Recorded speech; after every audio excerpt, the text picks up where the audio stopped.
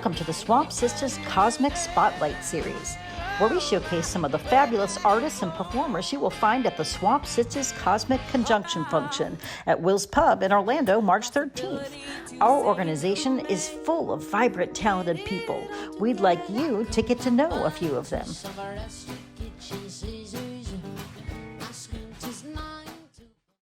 Welcome to the living room studio. Yes, I'm so glad to have you here. The first time at my house. Yes, what a huge honor. And thank you for driving here.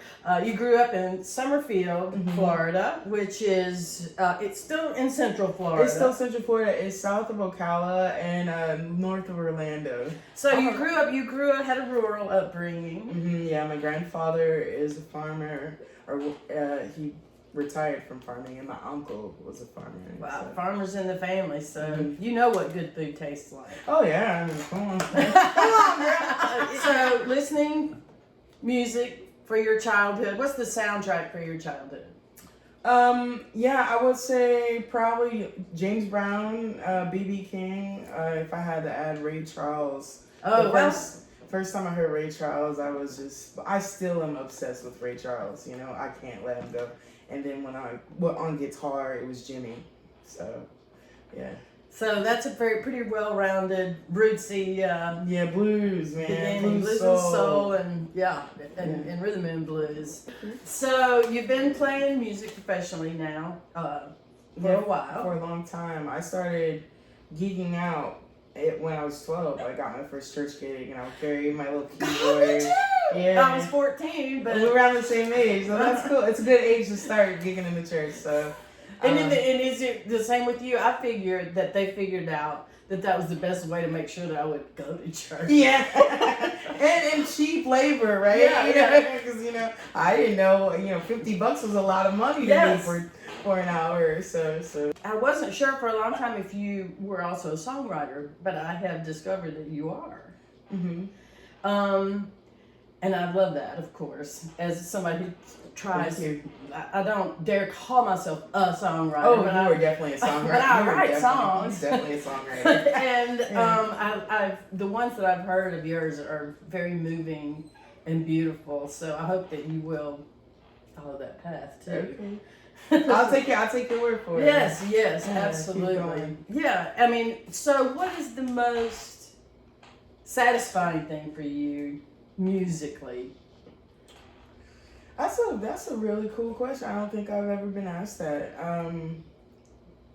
I think that everybody's having a human experience, and some people clean their house to get it out, and some people bake food to get it out. But some people don't have cleaning or baking, and they have no way to get that emotion out.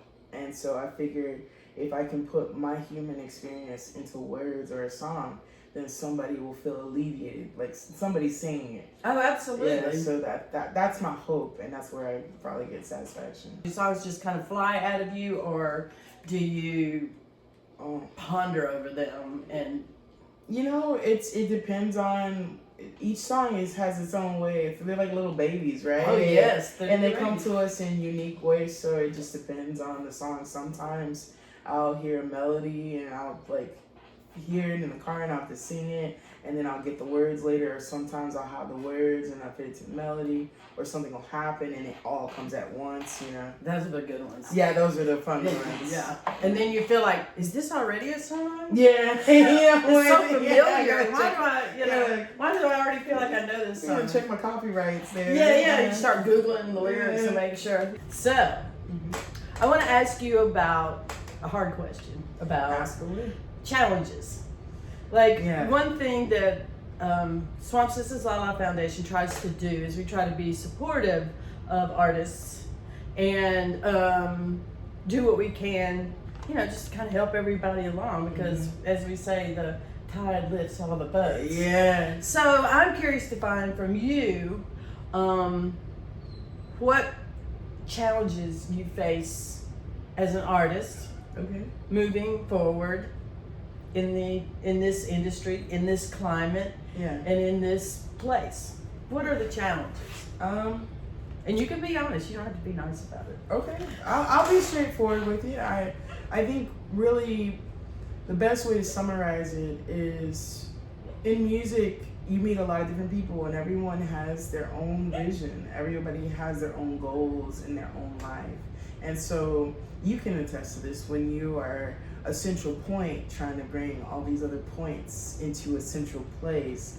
You know, there's bound to be some kind of friction and bumps on the way. So I'd say one of the biggest challenges is getting people to see that, you know, if we work together, we all can reach our goals if we work together. But you know, sometimes, you know, I'm a human person. I have a life too. So sometimes I don't know I'm still learning how to schedule. I'm still learning how to talk to people. I'm still learning how to make sure everybody has what they need. And it's all a learning process. I think that's another challenge. I think people see how much I've done so far. Not that I've done anything great, but they see that I'm always gigging. They see that I'm always doing stuff. So I think it's easy to assume that I know everything, but I don't know anything. You're making it up as you I'm go. winging it, you know. And so I think the goal is just the challenge is to find people who are understanding, patient with me, and that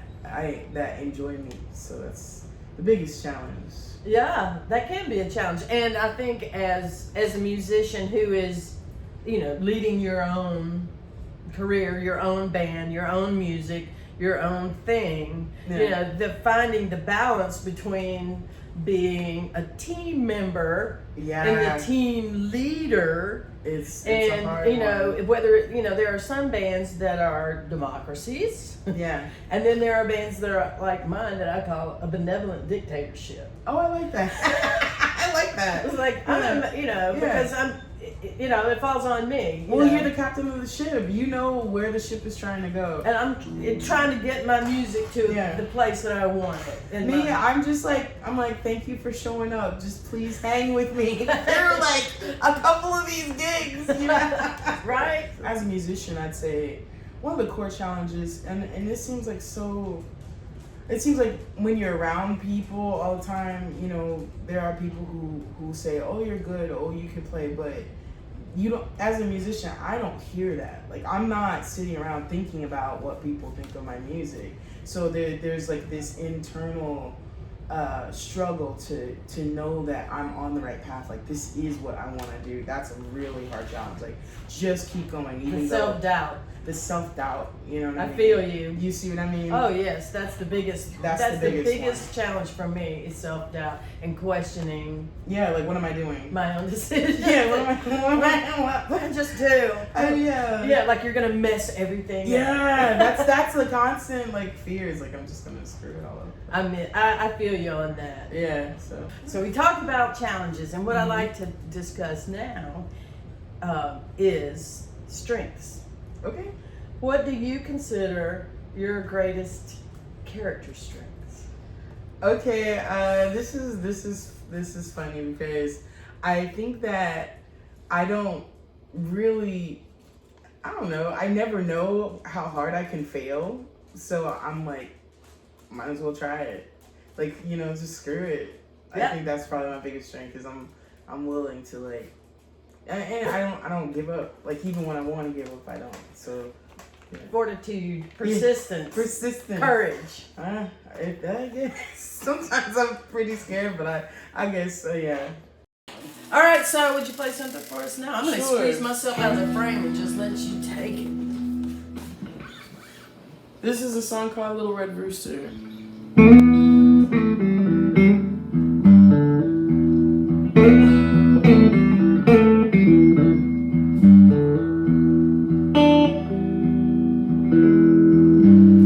I got a little red rooster, too lazy to crow for day.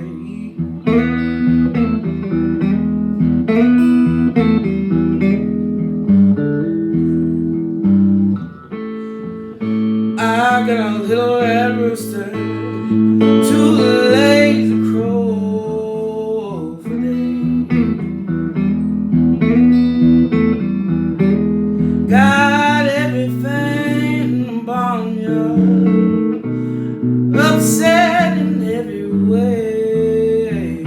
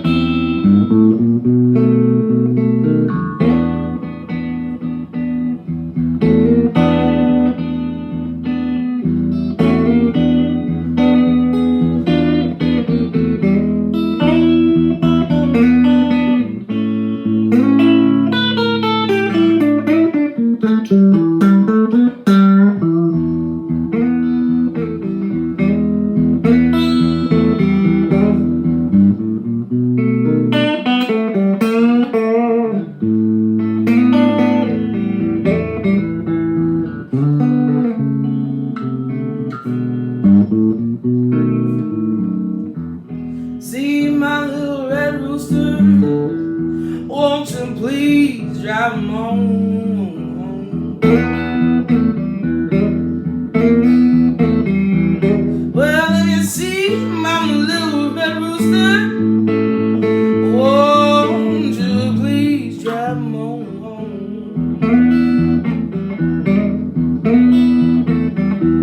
Said everything in the barnyard been messed up since he been gone.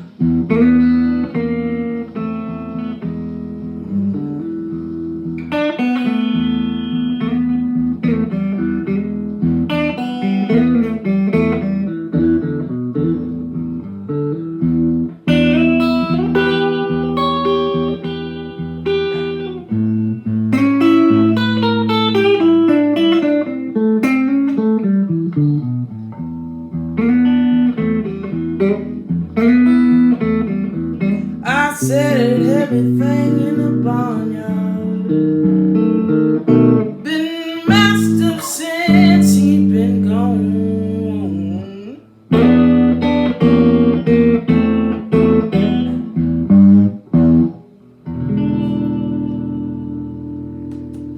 Oh yes. Yeah, it was okay. So yeah, you were telling me like you were full tilt blues and you kind of made your way into country, and again we find ourselves at a similarity because I kind of was doing the same thing. I was in the blues, I was in the Ray Charles stuff, and then I was in Walmart because at the time for some reason I would just go in there like late when there was nobody in there and just walk around. So they had these like dollar bin CDs, and in one of the dollar bin CDs there was a country western greatest hits. So there's this guy wearing this white top hat and like white suit with a black bolo. I'm like, man, that guy looks sharp. So I picked it up and I popped it in, and like one of the first songs that really caught me was I'm so lonesome I could cry by Hank Williams Jr. And I had never heard anything like it. It just was so. Now Hank Williams Jr. or Hank Williams Sr.? It was Hank Williams Jr. I think wasn't it Hank Williams Jr.? Hank Williams Jr. was the big one. No, this was the skinny one. It might have been the senior. That's Hank Sr. Hank Senior. Well, then it was Hank Senior. The original Hank. The original Hank. And so I was like, and Tennessee Ernie Ford was on there. Yeah, was it 16 times?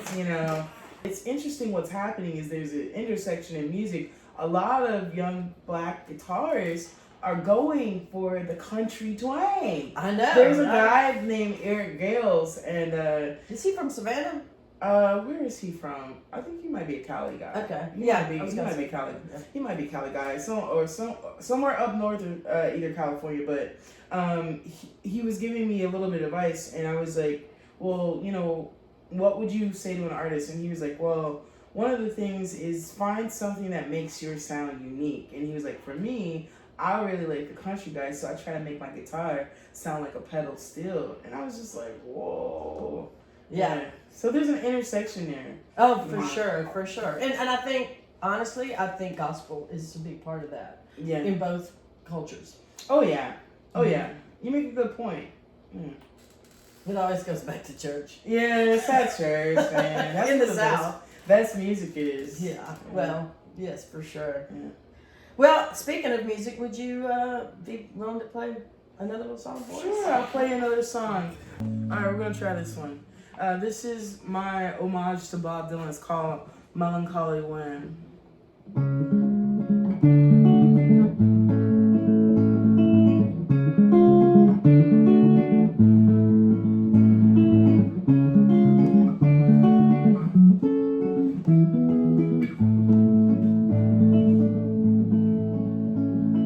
Melancholy when, blue again, don't know it's gone, but I know where I've been. Guess I'm just an unlucky so-and-so.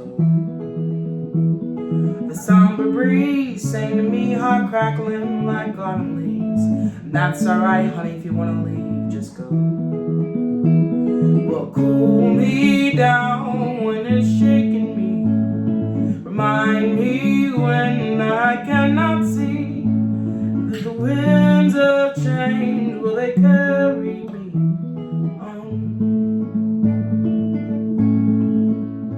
Ooh. Oh.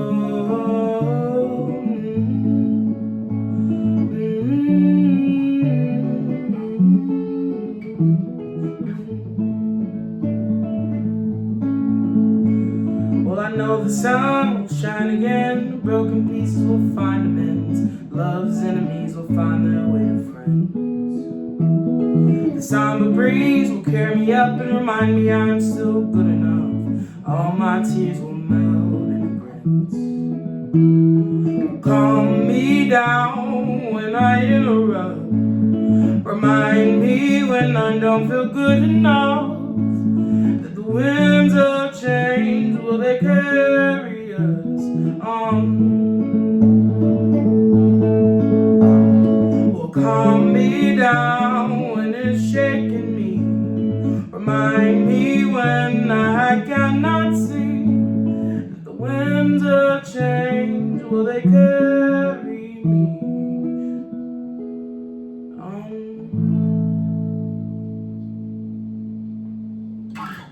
Beautiful. Thank you, Sean. Thank you, Beth. It's been such a treat talking with you, getting to know you. I hope we captured most of the good stuff. We had a lot of stuff to share. I never dreamed that we have as much in common as we do. Yeah, a lot in common. I'm thrilled about it. So I hope that we can build on that. Yeah, absolutely. Yeah. I'm here whenever. I try my best to get to you. So is there a place on the interwebs that people can find you best? I would say check the Facebook and the Instagram. Sometimes I can post the calendar, so look out for the calendar. But I mean, you'll see me around. Shine and the Shakers. And the Shakers. All together. Shine and the Shakers. Shine and the Shakers. And most importantly for me, March the 13th. March 13th. At the Wills Pub Compound. Yes. Yeah. Thank you for being here. Hey, thank you, Beth. Hey.